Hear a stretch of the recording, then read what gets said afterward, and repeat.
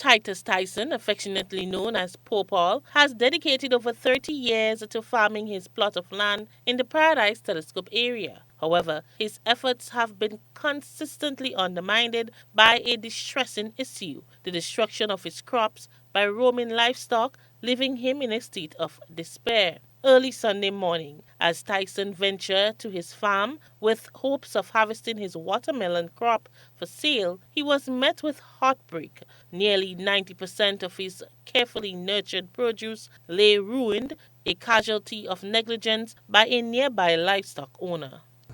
This morning, on reaching the garden this morning, I noticed a pig was going away from the garden. Well, the first thing I noticed is a mango close to the camp got eaten by the pig.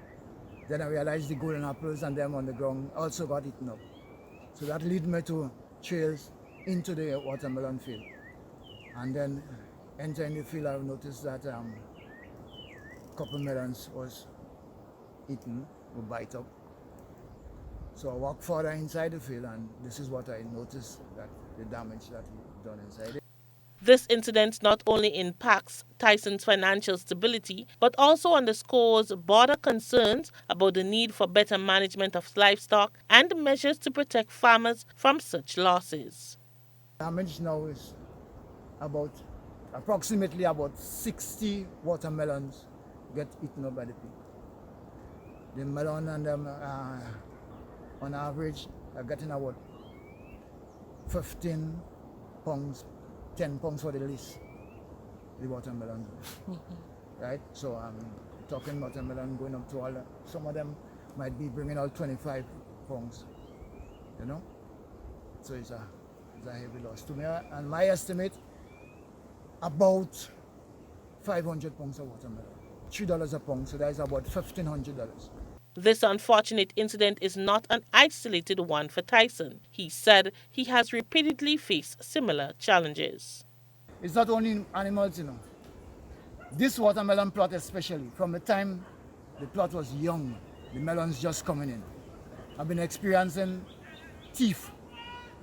They've been thieving the melon from very small. Busting, when they open it, it it was white. They just showing it about all about the place you see it. They just busting the melon and show, you know. And then, sometime last week, I noticed a footmark with a cow and the owner foot behind the cow. I didn't know who it was, so I couldn't get to them. This morning, it's unbearable. It's hard to bear. It's very, very hard to bear. I tell you, the only thing this morning is that water just didn't come from my eyes. Tyson said this incident prompted him to file a report with the Royal Grenada Police Force and notify the owner of the livestock responsible for the damage. I put my trust in the Father.